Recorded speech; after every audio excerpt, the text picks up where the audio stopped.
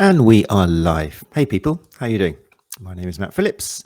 I am the creator of OneChatLive.com, and you are listening to episode 169 of the Sports Therapy Association podcast, recorded as always live Tuesdays on the Sports Therapy Association YouTube channel. So in this episode, we are continuing our countdown to Therapy Expo 2023, which is happening at the NEC Birmingham this November 22nd and 23rd. As a lead up to that, we're going to be bringing you guest speakers who are going to be in the STA Update Theatre, so you get to know a little bit about them to help you make what is already proving to be a very difficult decision when it comes to seeing how you are going to organise your time over the 2 days.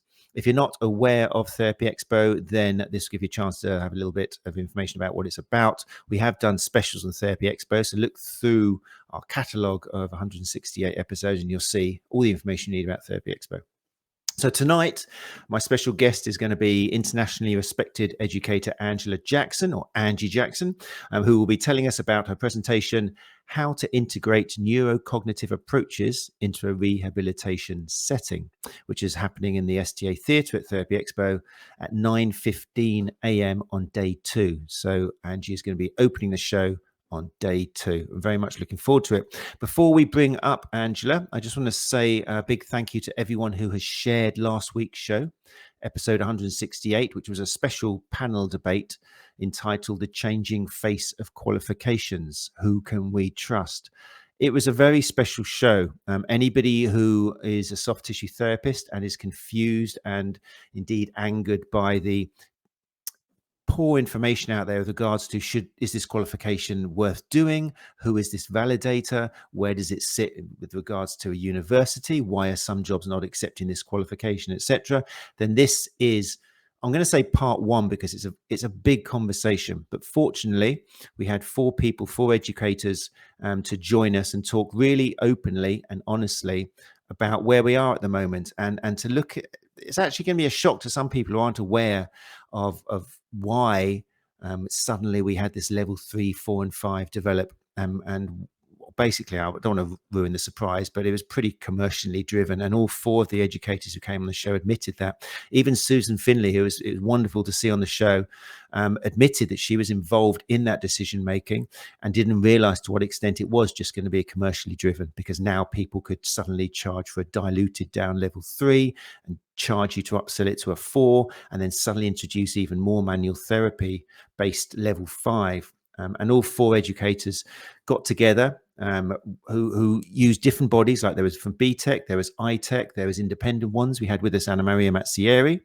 from the school, director of the School of Soft Tissue Therapy. We had Mike Grice, director of Movement Therapy Education, who is an independent examiner or examination board. And then also we had Gary Benton, who's got a wealth of information, as anyone will know, about examining boards and accreditors and validation. There's lots and lots of information in it, but the most important thing is that you guys share it, and a lot of you really have. I was so happy to see you guys sharing it on your personal feeds and everywhere, because it's a conversation which is probably vital if we're going to improve our industry and just get some standardization and to get some conversation between the various organizations and associations out there who probably, to tell you the truth, are guilty of the dysfunction we've got. A few people emailed in and asked, why wasn't so-and-so represented, or why wasn't so-and-so here, and why did you only have like 3 people we've heard of before or 4 people we all knew about? And quite simply, myself and Gary worked very hard and we invited lots of people. Some legitimately couldn't do it. They had to pull out the last minute because of life gets in the way.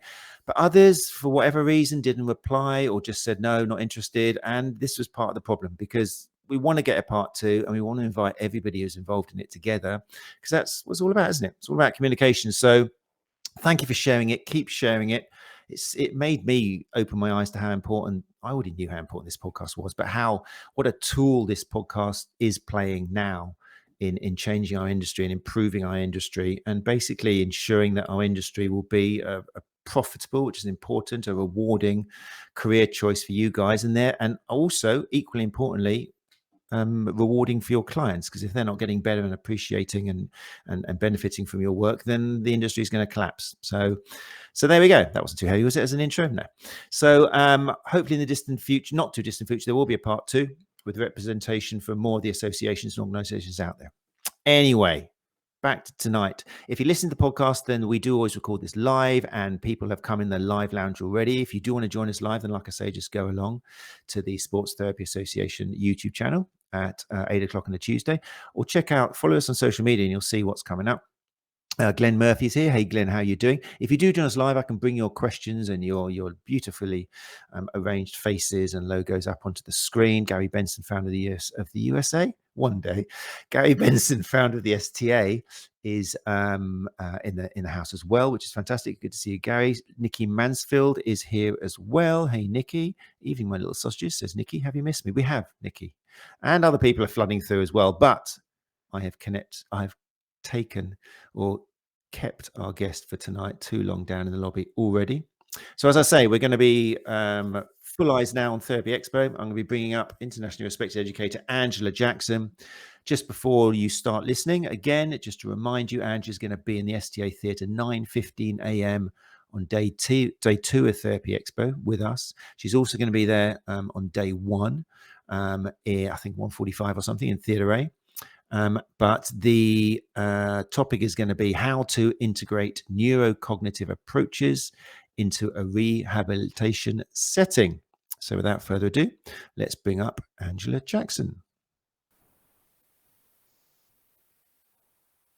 Hey, Angie, how are you doing? I'm really well, thank you, Matt. How are you? Thank you for your patience. I was getting all flustered. I was thinking, I've left Angie way too long down there. She's just going to go in a second. Make a brew. I was going to say, I should have said, go down the pub if you want, and I'll be back in half an hour. So sorry about that. But it was such an important show last night. And as an educator yourself, who I know, I don't know, is frustration the right word? Because you've devoted your courses you do to kind of better informing people, and you come across a lot of misinformation out there. But does it frustrate you to see some of the kind of misrepresentation and things, for example, to do with young athletes and female athletes out there? Or do you just take it in your stride? No, I don't, to be honest.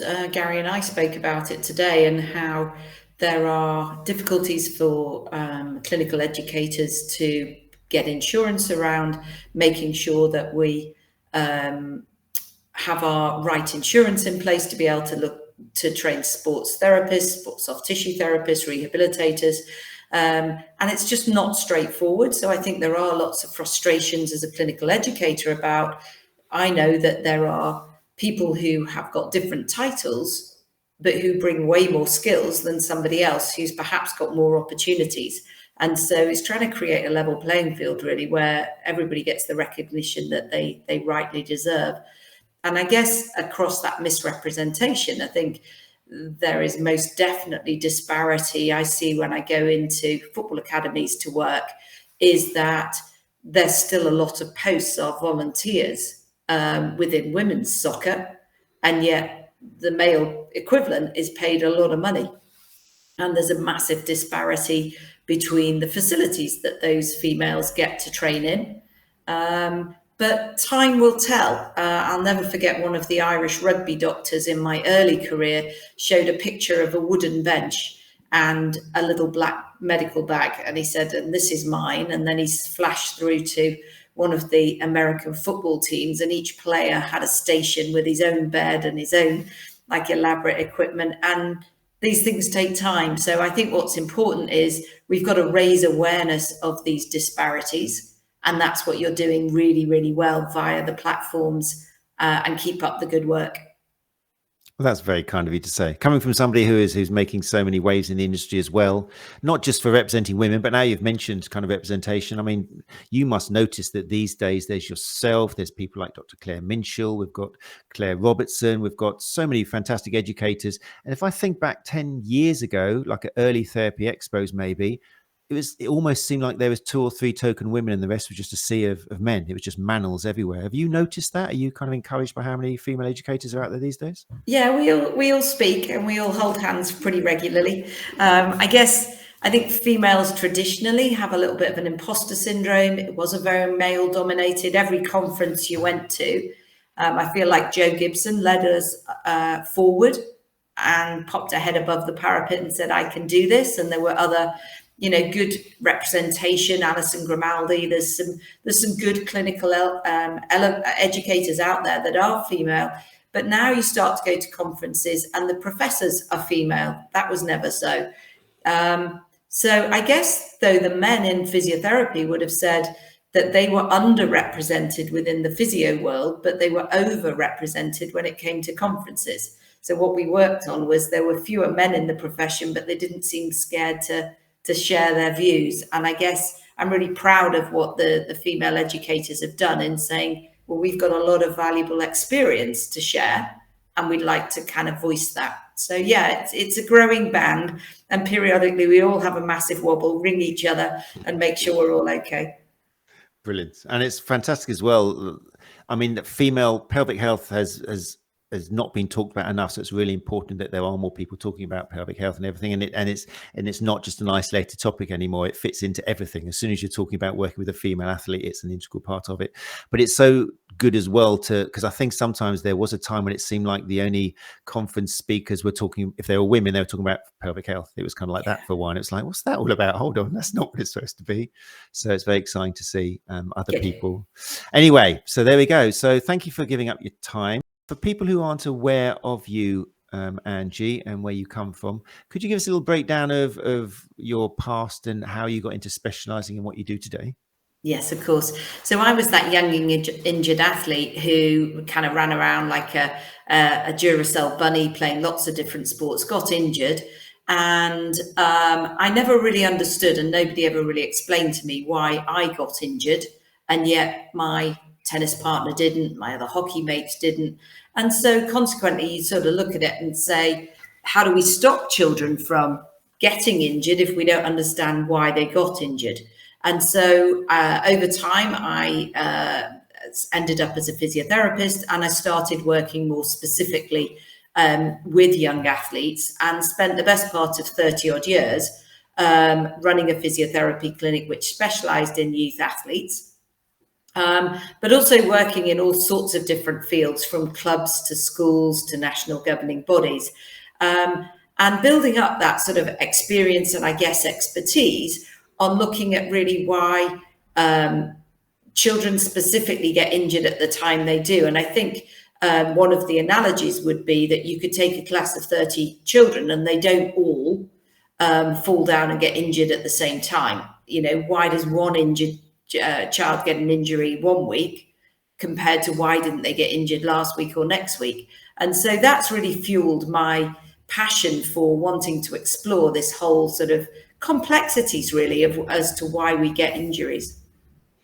That's fantastic. And one thing in particular I like, and I mentioned this before, was I've listened to a lot of your podcasts and things and excerpts from your shows, and you put in little things which make clinicians stop and go, of course. They're kind of like real penny drop moments. Like, a lot of us do get so besotted by a blog or a system of doing something that we think, right, well, this is going to happen to everybody. And if we just imagine, if we've got a team on a pitch doing pretty much the same thing, the fact that they're not all suffering from the same injury, even though they're doing the same activity, shows, I mean, it just highlights individuality and how we do need to be far more individual and think further past just the mechanical way of doing things. And there'll be other references as well, which I shall point out tonight, people. But I mean, this is why I just want to take this moment for people who aren't aware of your website, because there's so much information on there. I'm going to bring that up.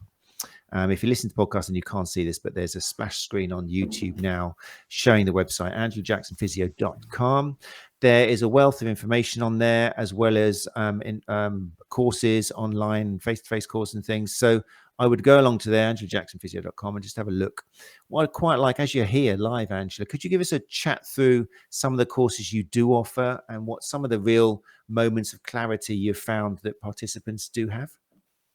Absolutely. So the sort of main focus now is on trying to empower clinicians to help children get back to sport. And so there are various ways in which you can do that. You need to obviously understand, firstly, what pathologies you're dealing with. And so there's a course called the MSK Pediatric Pathology, and that's all about all of the different type of growth plates, the anatomy of the child, and at what age those growth plates appear, and what does that mean for pathology. And then there's a sort of assessment and return to play, trying to work out why kids got injured from a physical perspective, how to assess growth and maturation, and then how to get them back on the field of play safely and keep them there. And then the third element is also looking at stress fractures, bone stress injuries, and the whole relative energy deficiency in sport and overtraining. So all of those comprise the what we call Kids Back to Sport program, and you can either do those online or in person. And then what I kind of feel really as an educator is there's no point me just getting really good clinicians if we don't educate the parents, if we don't educate the athlete, if we don't educate the coaches and PE teachers. So I've created a site now called Kids Back to Sport. And that's got lots of downloads coming onto it, lots of different clinicians feeding in blogs. And really the concept is to create a fantastic resource centre for anybody involved in the athlete team, from the parents to the kids, and really try and create the go-to place so that you know that you're getting the right kind of information about why injuries do occur and what you can do proactively to get them better. So there's a bit of something for everybody. That's really interesting that you've mentioned the Kids Back to Sport. We'll make sure that all these links go into the show notes if you listen to the podcast, because that is something we've talked about time and time again when it comes to working with young athletes. Is often it is the parents who need the education, and sadly well, I don't know, it depends who you're working with, but significant amount of the time you find that it is the parent who might be behind the overtraining in the I mean, your snigger there showed that it does happen, doesn't it? Either mum or dad really wants their kids to be the tennis player they never were, and you can't blame them for that. You can't blame them for that. It's part of having kids, isn't it? You want to kind of give them everything you never had. But that's part of the challenge for therapists, isn't it? How can you have that conversation? How can you help parents get educated when you know that one of the factors is the parent needs to know about things, whether it's eating disorders or disordered eating or REDS, all of these sort of stuff. So I cover a lot of that within my teaching, because I think just having that language of how do you get through to the child, but also how do you help educate the parent? And I think that's our main job. And there's lots of research coming out now.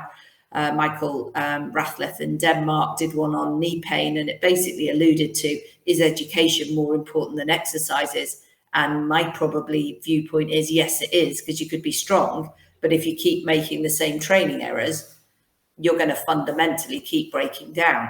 So I think we've got to take that responsibility that we are coaches of movement.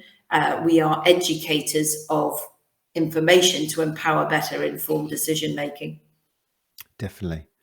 And again, it's going to sound like I'm just bigging you up tonight, but I'm very excited. I like that. I'm sorry if it sounds like I'm being a bit sycophantic tonight, but it's just your courses are so complete, and we'll talk about this with relation to what you can be doing at Therapy Expo. You've mentioned already the education, the language we use is another thing which you've already kind of touched on as well, which can be so important with the athlete, and I imagine with the parents as well if you try and educate. So you really do work holistically, which we're allowed to use again that word, in the sense that you are approaching everything from every single angle, which is what, surprise is the secret to helping individuals.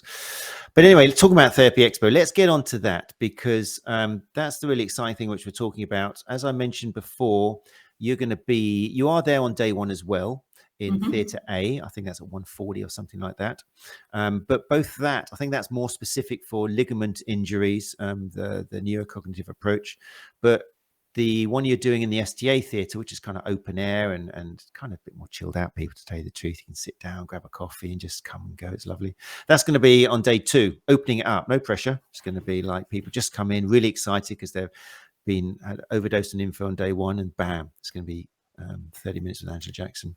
So that is going to be titled How to Integrate Neurocognitive Approaches into a Rehabilitation Setting. Now, I know some people, without mentioning names, when you gave me that title, I thought, oh, wow, some people are just going to get very scared by that. They're going to think, but I can't, that's very, but it shouldn't be complicated, that, because and I'm going to ask you to break it down now into language. So, for example, a massage therapist who we know has got a lot of imposter syndrome, we know that understanding that sentence, it doesn't mean don't read me, don't try and understand me, because what does that mean? What are we talking about with that sentence, with that title? So I think it got poshed up, really. So let's go to how I normally sort of work, is keep it simple.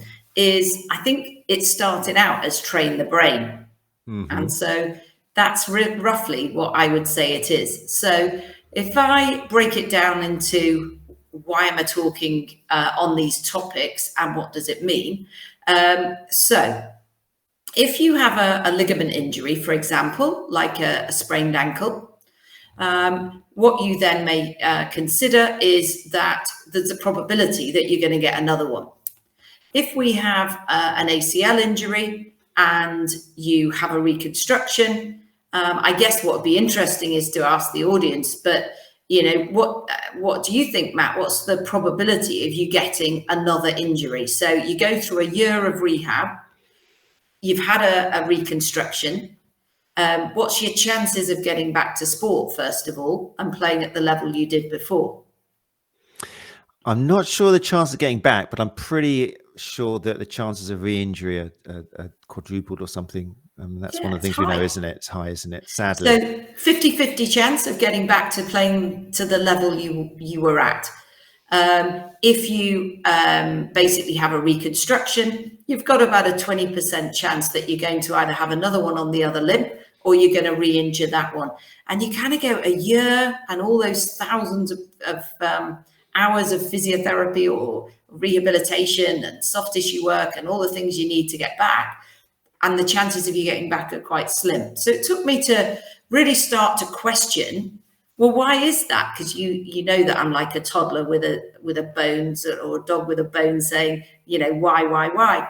So I went to a conference a couple of years ago, World Sports Medicine Congress, and there was a guy called Dustin Grooms who was lecturing. Another guy, Mark Paterno. What they were doing was highlighting this research to say, look, we're not really that good at it. And then Dustin Grooms stood up and he started talking about the brain. And what happens is that if you have a lateral ligament sprain or a ligament injury, patellar dislocation, anything like that, but specifically an ACL, they started out the research, is that when you get that first injury, the signals going up to the brain are altered, they're faulty. And so we know that the ligaments cause a direct injury to our proprioception. So you get this poor signal going up to the brain, and basically what comes down again is even more poor.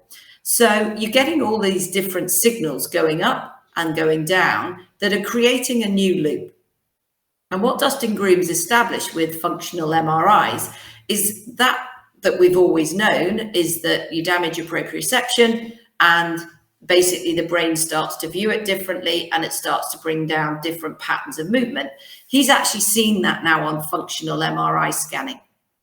So he was able to observe that after these injuries, you actually get a change in some of the motor cortex, sensory cortex in the brain, and that these persist if we don't address these altered sensory signals up and motor signals down. So what we then started to look at was, how do we do that? And we started to have to really look at how movement is taught in the therapy setting. And is that in part creating more of these faulty movement patterns? So I started looking into it in a lot more detail, and both my children did sports science degrees. And so they learned, one of them is a PE teacher, and he read loads of research and he needed some support on some of the reading he did. And I found it fascinating. And basically he was taught about all sorts of ways to teach movement. And we're not taught that as physiotherapists. We're not taught about the language of coaching and how it makes a difference. So what I'm really talking about is what we call external cues.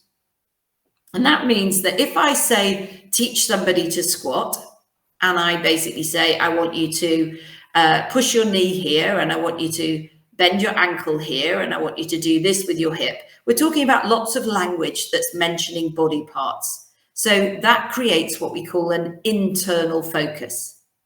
As opposed to if I say, and I'm teaching a squat, perch on the bar stool. Or in my words, do you want to pee on your feet or do you want to pee in the loo when I'm talking to kids? So do you want to push your knees forward and pee on your feet, or do you want to push your hips back and pee in the loo? And the kids kind of go, oh my God, and their hips fly backwards at great speed at the thought of peeing on the feet.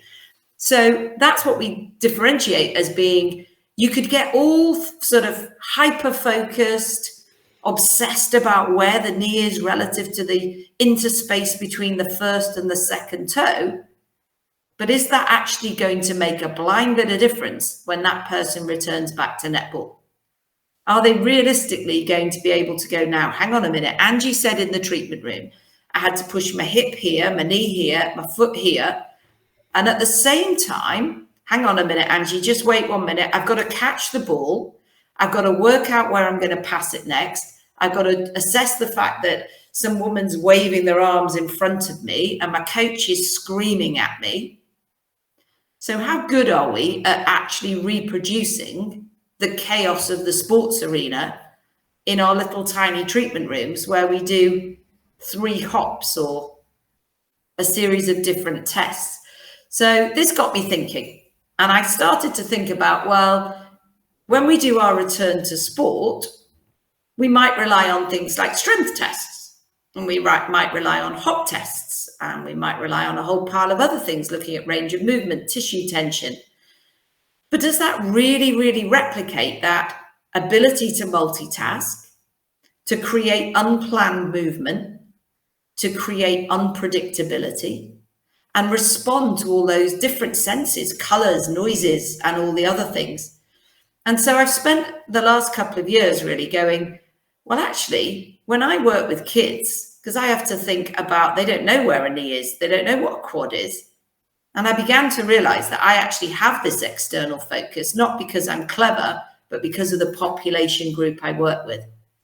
And so I look back, and these 2 said children of mine who've both been international athletes, when they were little, they worked in a gym where it was the old Manchester United strength and conditioning coach. And he had loads of like flashing lights, and they had to respond to colors.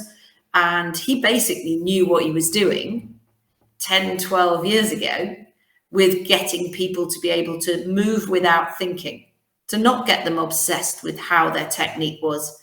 And he did a brilliant job on creating this chaotic world. And the gym looks like such good fun where he is. But actually, he knew exactly what he was doing. Clever guy. But the science has now caught up. It's so interesting, because I know one of your big things is like, don't treat kids as mini adults. Yeah. Okay. Is it wrong to treat adults as big kids? Because the things you're saying make me think that with kids, we instinctively like the cue. I mean, bravo. Thank you so much. I mean, I hope somebody listening to that can use that with a child, with a young athlete or something. Do you want to pee on your toes, or do you want to pee in the loo? Because that's just a classic example. But when it comes, suddenly when they get older, then we start suddenly thinking, right, we need to start using some clever language now and some scientific thing, because they can read more. And when really, you just mentioned it, keep it fun, keep it real, keep it external cues. So is that the problem? Should we treat adults as like more like big kids? I don't think we should think of them as adults or kids. It's just that in order to get transferability of a skill, the way in which we teach it is massively important. So you split it into what we call implicit and explicit learning.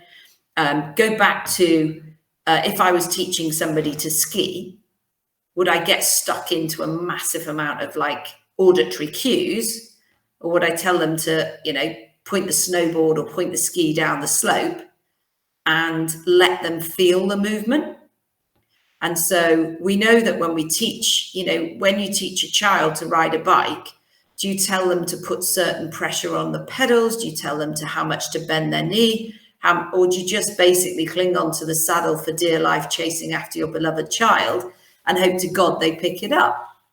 And I guess what you'll realize is that when we first learn a skill, we may need to give a little bit more input. So when you're first learning to drive a car, those early skills are very jerky, they're very awkward, and they are quite cognitive. By that, we mean you have to think. But actually, over time, you learn to be able to not only move the clutch and the accelerator, you actually learn to be able to steer. And then you learn to be able to even use your mirrors, and then add the sat nav, and then add everything up. And so I guess what we've got to do is create that journey from being very conscious of what we're doing, because we haven't got the competency, to developing athletes that can do it without thinking. That's got a posh name, as all of this cognitive thinking has. It's called implicit learning. And really what that means is that we have a responsibility to find the language that enables somebody to, for example, hop, decelerate, and change direction without thinking, so that it frees the brain up to do what the brain needs to do, have an awareness of spatial speed of movement and things like that. Is the person coming at me quickly? Do I need to make an adjustment to my movement? Otherwise, we're going to smack into each other and have a concussion. So what we've got to do is we have a responsibility as clinicians to understand how to coach movement. Because if we get inside their heads when they get on the field, if they've only got these very, very intricate details of how to move, then that clutters up their brain. And if they get nervous, part of that memory is taken up by nerves, parts taken up by the therapeutic interventions, and there's nothing left to make the right decisions on the field. And this is where we think these re-injuries occur.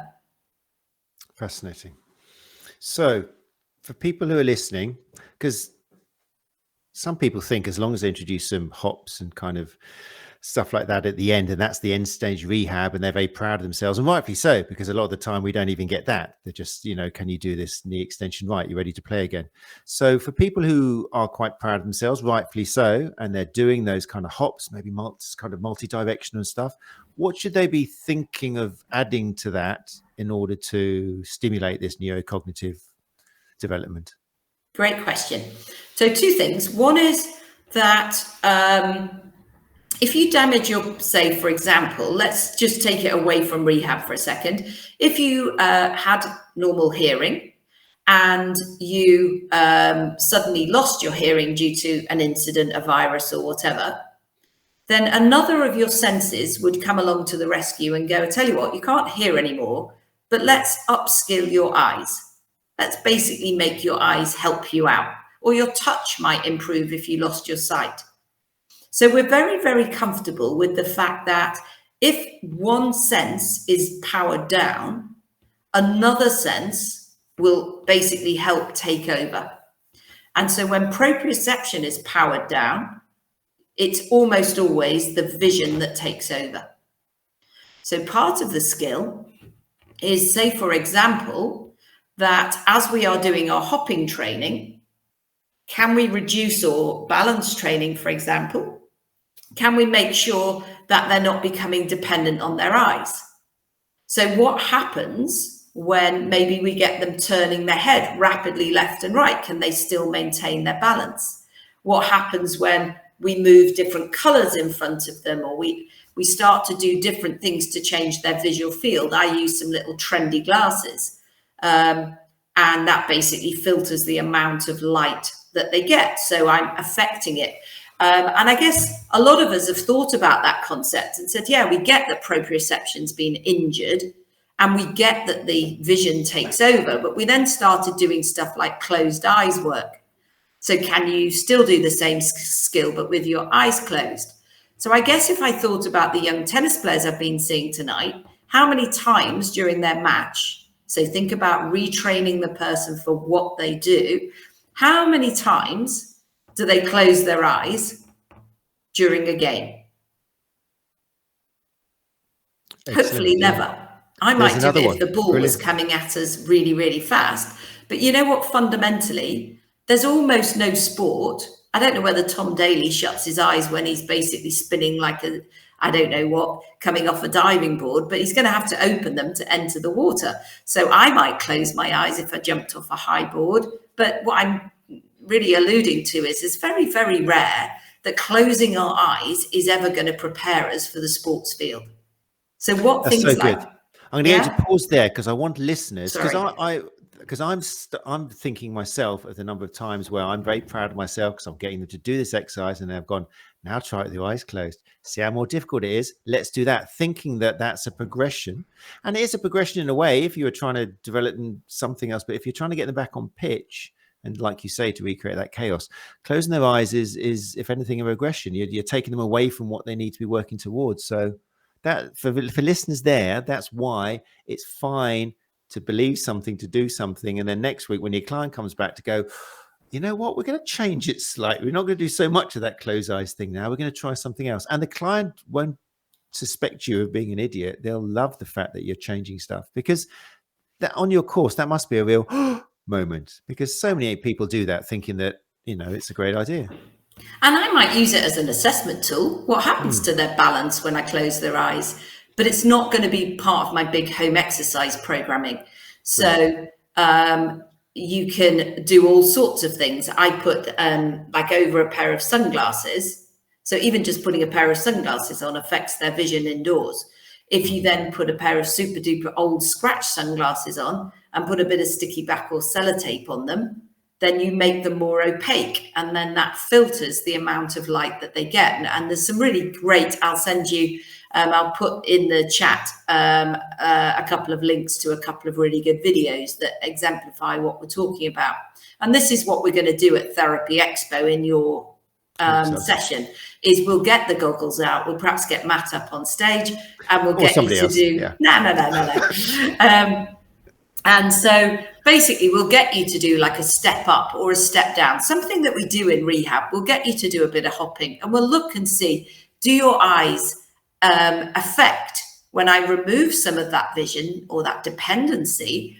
Does basically that affect the way your movement skills function, so that when you're on the field and you're suddenly looking left to check where your mate is and spinning your head right to see where to pass the ball next, and all of those different things, the colors and all the sounds that you're getting, that massive sensory overload, where are you at with your movement skills? Do they break down because you've never trained them that way? So that's the sort of the visual element of it. And then with the kind of unpredictability, that we might do something, for example, like I could hold a red cone up, and that represents a squat, and I could hold a yellow cone up, and that represents a lunge. So what we're going to do is, if you think about it, too many of us prescribe 10 squats, then 10 lunges, and then 10 deadlifts. So where in the field of sport have you ever seen a footballer do 10 squats and then 10 lunges and then 10 deadlifts? He might do 30 during the course of the game, but he's never going to do 10 in succession. So he does a throw in, then he sprints, then he kicks, then he turns. So we've got to start to go, well, hang on a minute. Beyond those 3 sets of hops, or even the crossover hop, does that even vaguely cover what this guy's going to do? No, it doesn't. So how do we make that what we call this differential learning? Do a bit of this and then a bit of that. So every 3 reps, you might chuck something else in. So you might say, right, well, let's do 3 squats followed by 3 lunges, followed by 2 squats, followed by 1 lunge. But when they're first learning the skill, they've got to learn how to squat and lunge. But as we progress them through, we've basically got to create a bit more chaos and unpredictability by suddenly holding up a light or a cone or chucking a ball at them as they try and do it. I saw Gary's comment that he's been working this way for a long time. And Gary, like I, have done stuff over the years that we go, yeah, cool, that's exactly how I work. But we didn't really have a Scooby-Doo why we were doing what we were doing until the research has caught up. And that's true of so much evidence-based work. So it's about creating all the stuff that we know. Multitasking. Can you count backwards from 100 at the same time as continuing your hop pattern? Can you count back in 3s? But critically, Matt, you've got to be able to do these skills in isolation. So let's say, for example, I said to you, stand up for me and start hopping on the spot. And at the same time, I want you to count back from 103s. And you kind of go, oh, actually, Angie, I can't count back from 103 stood still. Well, that's not going to help, is it? Because now I'm going to create fear. And particularly in all of our age groups of patients, if we create fear, we actually affect the way the brain and the motor skills work. We get more tense. So the last thing you want to do is slightly put them too far out of their comfort zone. So we want to create an appropriate level of challenge without freaking them out. And so consequently, you've got to work on what kind of learner are they? Younger children can't dual task until they probably hit 8 or 10. So therefore, you're not going to give them really complicated stuff to do, but you might have a game of Simon Says. Only move when I say Simon, don't move when I don't. Simon says do this. And that's a very good example of how we can play with the brain to create the same stuff. Wonderful. Yeah, amazing. So looking forward to watching someone do that live at the front from the back, where I'll be standing at Therapy Expo. So I think Nikki and Gary are fully aware it's going to be you. Nikki Mansfielder says, this seems so obvious. We talk about functional movement being anything that replicates a client's real life movement demands. Why haven't we carried this over to the senses? It does, like I said at the beginning, it does sound obvious when Angie Jackson says it, but it's great. It just makes us think. I love the expression chaos. You know, create the chaos which that's not mine. I'm not going to take confidence from it. I knew you would say that. I knew you'd say that. I know you too well. But yeah, that's something which I think listeners should think of. I need to create this, because chaos is such a good word, because suddenly you're thinking of the lights, the sound, the multi-sensory things you haven't put up with, the distractions, the people running around. It's great. Really good. And I can sense that not enough therapists are aware of this and therefore incorporating it into their end stage rehab.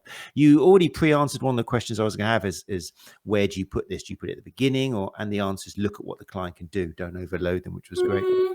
Kind of. So let's think about a knee patient. So if you were to think about, for those that are listening live, let's think about the very first thing you're probably going to teach them is a static quad. So your question would be, do you say tighten the kneecap, tighten the quads, do this to the knee? Or do you say squash the tomato underneath your knee? One is internal, one is external.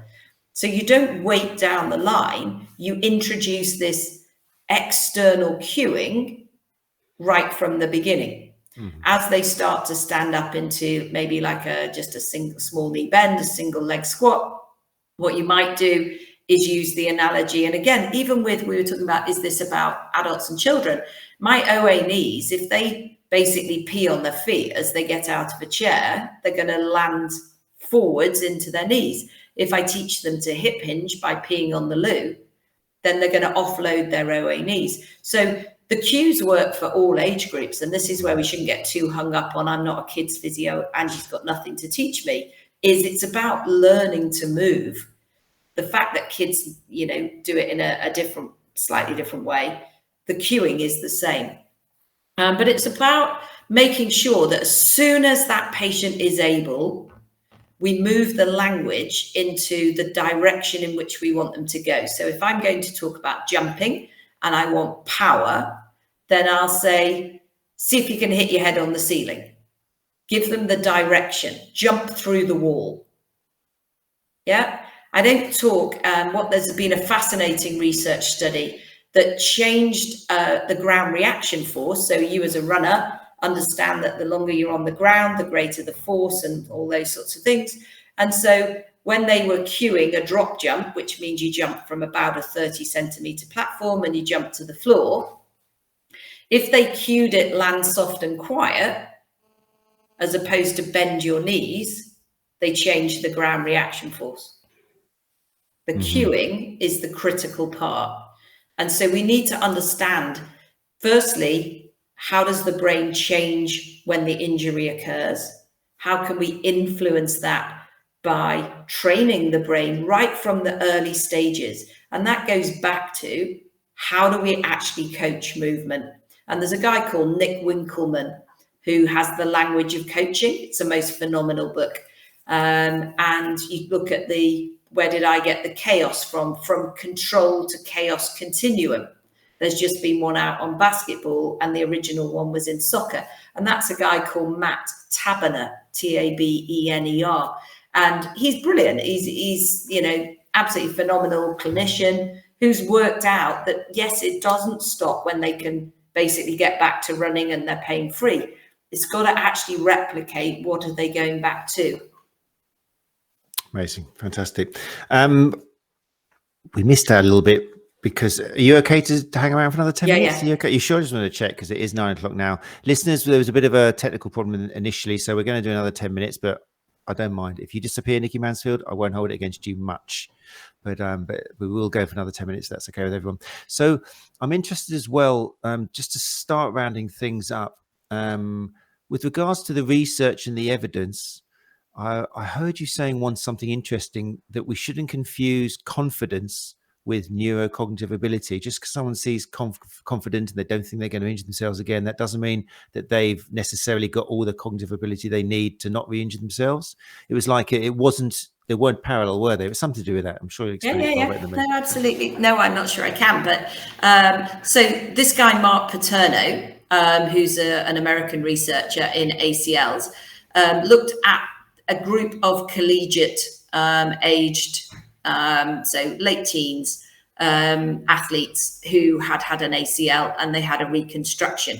And I guess his question was it those that exuded more confidence on their outcome scores that went on to re-injure, or was it those that lacked confidence? And I would have always said, if you'd have asked me hand on heart, I'd have always said it's because they lack confidence and maybe their brain hasn't, returned to being able to move without thought.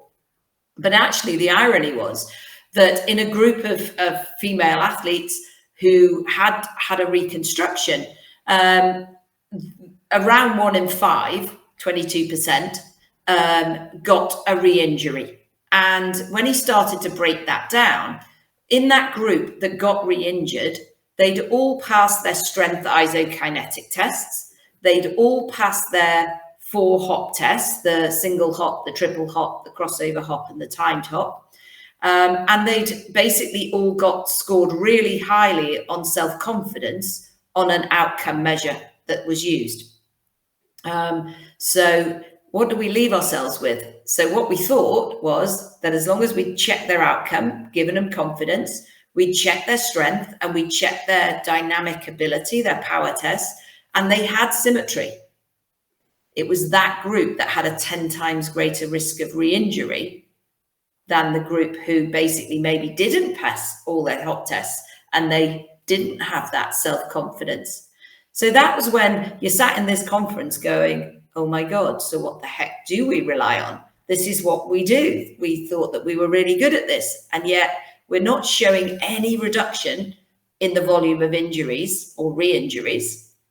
And our lateral ligament sprains is like ridiculously high. If you've had one lateral ligament sprain, the chances of you having another are crazy, crazy high.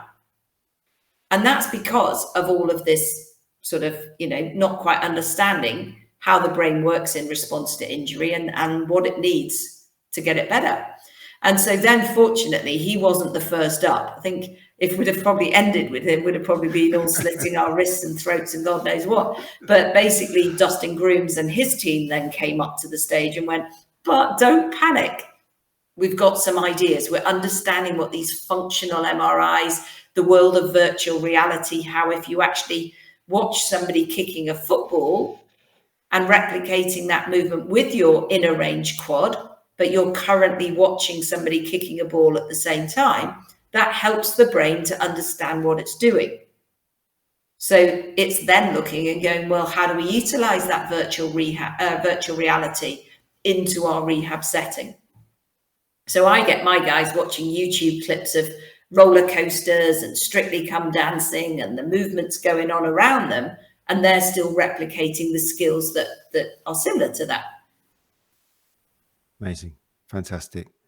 And the joy is of this whole neuroplasticity thing is if you give them the right stimulus, then they can repair or kind of blur this section of the brain that has in theory been kind of blurred because of the injury, and you can get them back to full function again and hopefully not join those statistics of getting re-injured. Yeah. So it's called sensory reweighting. The senses get reweighted in response to injury. So our job is to effectively sensory reweight them back again and make them better at being proprioceptively aware through a whole series of different techniques.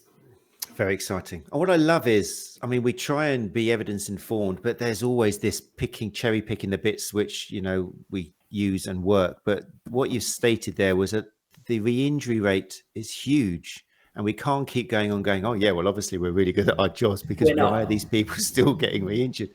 And we're not saying that this is like definitely the final answer, but at least it's something there which we can work on now and then assess and study and look at our own success rate in clinics. So I think Nikki's summed it up very nicely, as she always does. Nikki says, I'm here till the end. Thank you, Nikki, for hanging around. And again at Therapy Expo, thank you, Nikki. Well, we've got somebody who wants to go up on the stage then. This is absolute gold. I feel I know very little about rehab. This has got me looking at it from a whole other angle. It is a kind of a turn, isn't it, to look at your rehab from a different angle. But I also love the way, Angie, you make a point in a lot of your courses of stressing that, guys, this might sound revolutionary to you, but we're not chucking the baby out with the bathwater. Definitely it's not not. throw away all the courses you've done before me. Everything you're doing is still valid. It's just, again, we're just tweaking a bit and adding this. Yeah, is that fair to say?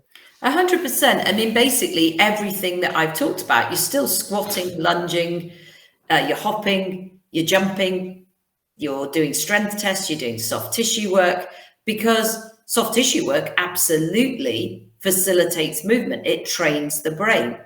So all the stuff is still there. It's still relevant, but you might have to shift some of your emphasis or your language to make it a little bit more transferable, so that the skills they learn in the treatment setting become a lot more integrated into how they're going to utilize them when they go back to sport.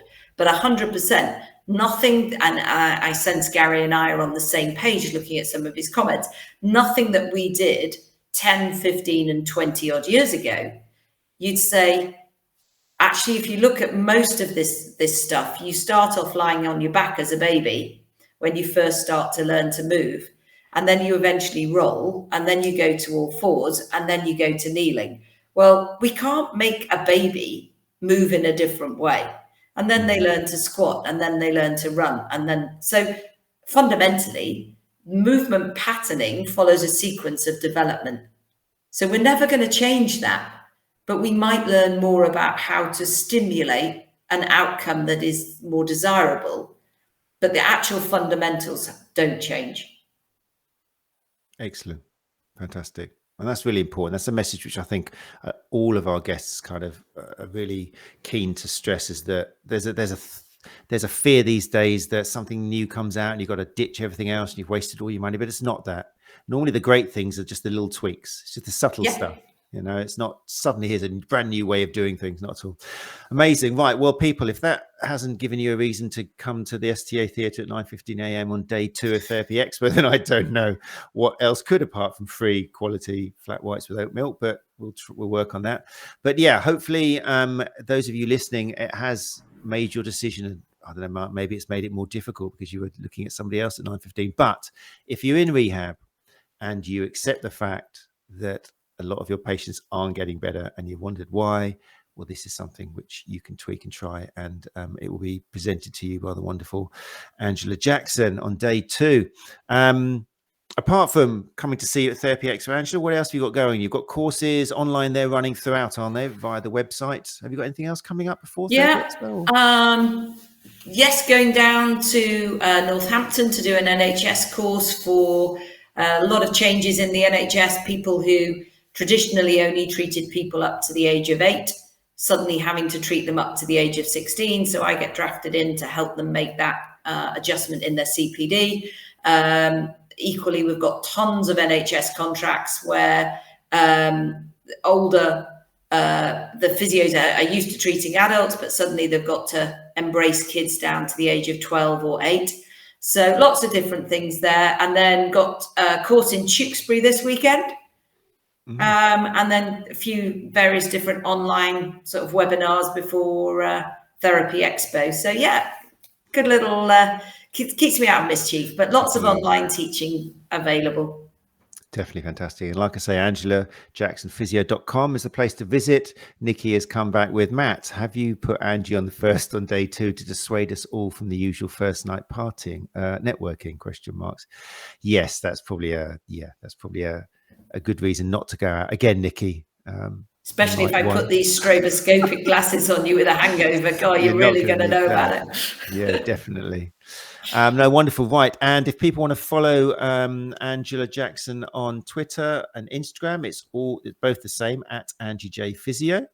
Yep. On Facebook, you've got Angela Jackson Physio, which again, I recommend people join if Facebook is your flavor. And then we'll make sure that links like, for example, Kidsbacktosport and the other things you've mentioned go into the show notes as well. Right, we got there. Sorry about the technical problems. If you've been with us from the beginning, if you listen to the podcast, it all went great, didn't it? You don't even know there was an issue until now. We will be back next week. Just to let you know, we will be back next Tuesday on the 17th of October. If you want to join us live, I'm going to be joined by James Earls and Owen Lewis of Born to Move, who I'm delighted are going to be in the STA Theatre at Therapy Expo on day 1 at 4:00 to deliver a whole hour of theory and practical presentation entitled Understanding Functional Links, the Lower Limb. Also joining me next week with Owen and James is going to be Anna-Maria Mazzieri, director of the ST School.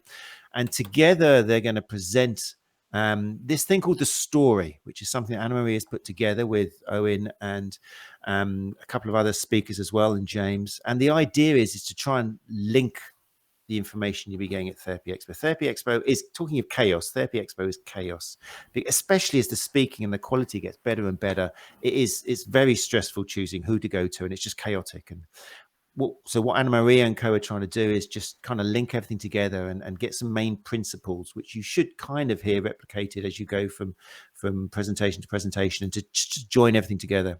So that's what we're going to be talking about with James Earls, Owen Lewis, Anna-Maria Mazzieri next week. If you want to join us live, then just go along to the STA YouTube channel at 8:00. If you can't join us live, then that's fine. Just listen to the podcast, but please do subscribe and leave us a rating. Until then, everyone who's joined us in the live lounge and put up with the technical difficulties, thank you very much. Thank you, Angie Jackson, once again for giving up your time. My pleasure. Thank you very much. I'm just going to shut down the live lounge now, and then I'll say thank you to you personally, Angie, if you can stick around.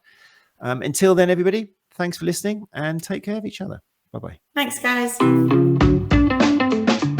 You're listening to the Sports Therapy Association podcast, putting evidence back into soft tissue therapy.